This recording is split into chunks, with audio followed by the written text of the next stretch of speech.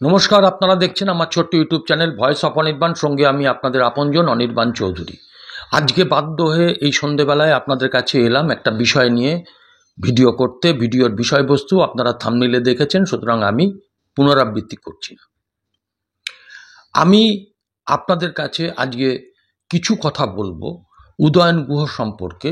যে উদয়ন গুহ গতকাল খুব বড় বড় কথা বলেছেন দিনহাটাতে বসে। তার আগে আমি শুধু আপনাদের কাছে অনুরোধ করব, আমার এই স্পষ্টবাদী চ্যানেল যদি ভালো লাগে তাহলে চ্যানেলটাকে একটু সাবস্ক্রাইব করে পাশের বেল আইকনটাকে প্রেস করে দেবেন, যাতে আমার ভিডিওর সমস্ত নোটিফিকেশান সর্বাগ্রে আপনাদের কাছে পৌঁছয়। দেখুন, ডিওয়াইএফআই এর কুচবিহার জেলা সম্মেলন উপলক্ষে মীনাক্ষী মুখার্জি গিয়েছিলেন এবং মাথাভাঙায় তিনি একটি সভা করেছিলেন। সেই সভাতে কেন্দ্র রাজ্যের বিভিন্ন সমালোচনা করার পাশাপাশি ওই অঞ্চলে মানে গোটা জেলাতে বা বিশেষ করে দিনহাটাতে যেখানে সিপিআইএমের কর্মীরা প্রতিনিয়ত নির্যাতিত হচ্ছে, সিপিআইএমের কর্মীদের মারধর করা হচ্ছে, সেখানে পোস্টার মারতে দেওয়া পর্যন্ত হয় না, মিছিল করলে বাড়িতে গিয়ে শাসানো হয়।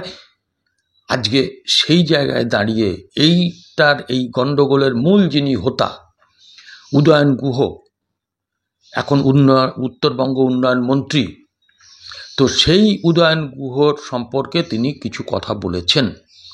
হ্যাঁ, মীনাক্ষী যা বলেছেন আমি আপনাদের শোনাচ্ছি, আপনারা আগে একটু সেটা শুনে নিন। উদয়ন গুহদেরকে আমরা আমাদের পকেটে রাখি। পুলিশ যদি এদের মাথায় ছাতা না ধরে, দিনহাটা এদের বাবার সম্পত্তি নয়। মীনাক্ষী ভুল কিছু বলেননি, কারণ দীর্ঘদিন ধরে কর্মীরা ওখানে অত্যাচারিত। ওখানে কোনো কিছু করতে গেলে, কোনো প্রতিবাদ করতে গেলে উদয়ন গুহর সেটা চোখে পড়ে গেলে মানুষের বিপদ আছে।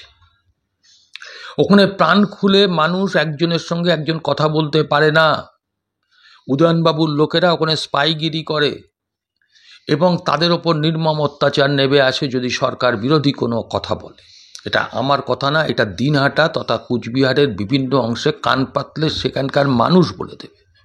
ওখানে বিরোধী রাজনীতি করাটা একটা অন্যায় এবং এই সমস্ত কিছু গুন্ডাদের দিয়ে লেলিয়ে দিয়ে বিরোধী আন্দোলনকে ধ্বংস করা, এটার কাজ হচ্ছে মূলত উদয়ন গুহর।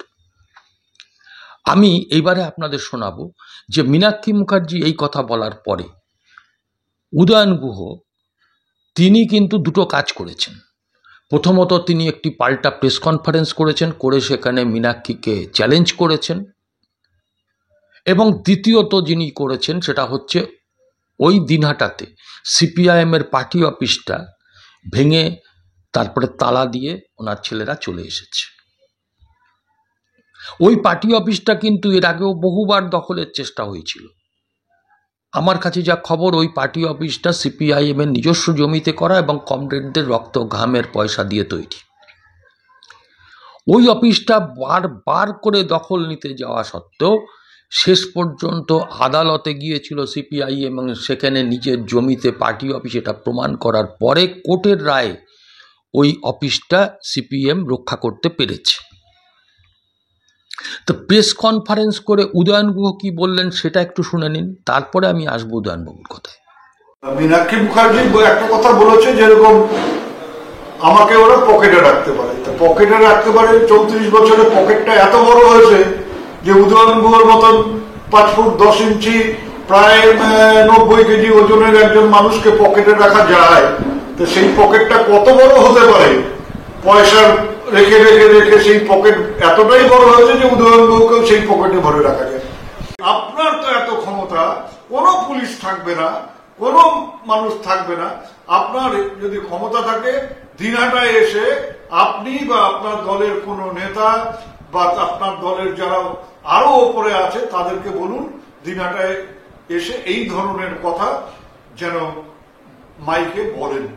হ্যাঁ, উদয়ন গুহ কি বললেন আপনারা শুনলেন। উনি মীনাক্ষী ওনার মেয়ের বয়সী, কি তার থেকেও ছোট হবে, নাতনির বয়সী বললে ভালো হয়। উনি তাকে চ্যালেঞ্জ নিচ্ছেন, নিজেকে কোন জায়গায় নামিয়ে নিয়ে গেছেন। উনি বলছেন 34 বছরে পকেটগুলো নাকি এত বড় হয়েছে যে ওনার মাপের একটা মানুষ ঢুকে যাবে। তো উদয়ন গুহকে বলি, 34 বছরের মধ্যে প্রায় 26 বছর আপনি এই বামফ্রন্টের অন্তর্ভুক্ত ফরওয়ার্ড ব্লক দলটা করেছেন। আর আপনার পিতৃদেব যিনি প্রয়াত হয়েছেন কমল গুহ, যিনি গরিব মানুষের কাছে একজন ইমাম ছিলেন, ভগবান ছিলেন, যিনি গরিব মানুষের স্বার্থে কাজ করেছেন, অন্যায়ের বিরুদ্ধে রুখে দাঁড়িয়েছেন এবং সেখানে জমিদারদের বিরুদ্ধে আন্দোলন থেকে শুরু করে কুচবিহারের রাজাদের বিরুদ্ধে আন্দোলন করা থেকে শুরু করে একেবারে প্রান্তিক মানুষের জন্য খেটে খাওয়া লড়াই আন্দোলনের তিনি অগ্রণী সৈনিক ছিলেন। আপনার বাবাও কিন্তু ওই বামফ্রন্টের আমলের মন্ত্রী ছিলেন, যদিও আপনি এমন একজন কুলাঙ্গার সন্তান যে আপনি আপনার বাবার বিরুদ্ধেও কিন্তু ইতিপূর্বে একবার বলেছিলেন যে চাকরির ক্ষেত্রে নাকি স্বজন পোষণ করেছিল, কিন্তু আপনি প্রমাণ দিতে পারবেন না। আপনি 34 বছরের কথা বলছেন, এই 34 বছরে আপনি ফরওয়ার্ড ব্লক করাকালীন এমএলএ হয়েছিলেন, কিন্তু তারও আগে আপনার ওই সার এবং বীজের ব্যবসা আপনি এই বামফ্রন্টের আমলেই চালু করেছিলেন। সেই সার এবং বীজের ব্যবসাটা অনেক বাড়বাড়ন্ত হয়, আপনারই ওই সারের ব্যবসা, আপনার এই বীজের ব্যবসা বলে মানুষ তাই বলে। আপনি ফরওয়ার্ড ব্লকে থাকাকালীন আপনি বিভিন্ন দপ্তরে নিজের কাজগুলো করেছিলেন বলে আজকেও বামফ্রন্টের নেতৃত্ব এ কথা বলেন। আপনি অনেক সম্মান পেয়েছিলেন, এই সম্মানটা আপনার পোষালো না বলে আপনি ওই লুম্পেনদের দলে নাম লেখালেন। কারণ আপনার যে বৈশিষ্ট্য, সেই বৈশিষ্ট্যটা প্রকাশ করতে গেলে একমাত্র জায়গা হচ্ছে তৃণমূল কংগ্রেস, যেটাকে আপনি খুব সহজেই বেছে নিয়েছিলেন। আপনি কিন্তু ফরওয়ার্ড ব্লকে থাকাকালীন দলীয় অনুশাসন না মেলে কিছু মানুষকে বিপদে ফেলার জন্য আপনি এসডিও অফিস ঘেরাও করতে গিয়ে 5 জনকে শহীদ করেছিলেন, আপনার জন্যই তারা শহীদ হয়েছিল। আর আপনার নামে যখন মামলা হলো, আপনি যখন অশোক ঘোষের কাছে তিরস্কৃত হলেন, ফরওয়ার্ড ব্লকের প্রয়াত সাধারণ সম্পাদক অশোক ঘোষের কাছে তিরস্কৃত হলেন, তখন আপনি আপনার মামলাটাকে চাপা দেওয়ার জন্যই কি তৃণমূলে জয়েন করেছিলেন? আজকে এইটার উত্তর দেবেন তো। আপনার কথায় ওখানে বিরোধীরা, আপনার মানে এই গুন্ডামিতে বিরোধীরা সেখানে মিছিল করতে পারে না, মিটিং করতে পারে না। পঞ্চায়েত নির্বাচনের সময় আপনি কি করেছেন সেটা সবাই জানে। আপনি ক্রমশ বামপন্থী কর্মীদের আপনি ঘরের মধ্যে ঢুকিয়ে রাখার চেষ্টা করেছেন, তারই প্রতিবাদ করেছে মীনাক্ষী।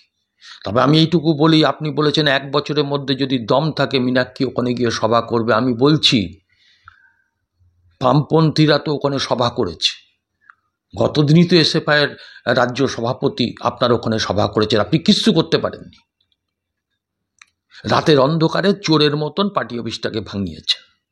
ওই মীনাক্ষী আবার আপনার ওখানে সভা করবে, মুক্তর জবাব যা দিতে হয় দেবে। মীনাক্ষী যে পার্টির নেত্রী, সেই পার্টি তাকে শিক্ষা দেয়নি আপনার মতন মানুষের নোংরা ভাষার নোংরা উত্তর দিতে। কিন্তু সভা করে সেখানে আপনার নিজেদের দাবিটা, নিজেদের সোচ্চারে প্রতিবাদটা প্রতিষ্ঠিত করবে মীনাক্ষী মুখার্জি। আপনার দম থাকলে আপনি আটকে দেখাবেন। লাল ঝান্ডা শত শহীদের রক্তে ভেজা, লাল ঝান্ডা আপনাদের মতন লুম্পেনদের থেকে সরিয়ে রাখাটাই হচ্ছে বামপন্থীদের মূল কাজ, যেটা বামপন্থীরা করেছে। আপনি সার বীজের ব্যবসা করছেন, করুন। লোকে বলে আপনি সার বীজের ব্যবসাটা এখন বেনামে করছেন, আমি জানি না।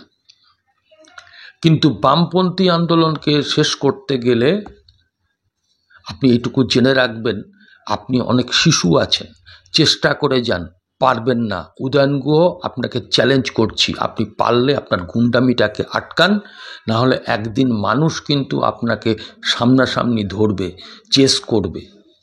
এইটুকু আপনাকে বলি। আজকে এইটুকুই, আবার দেখা হবে আগামী এপিসোডে। সবাই ভালো থাকবেন, নমস্কার।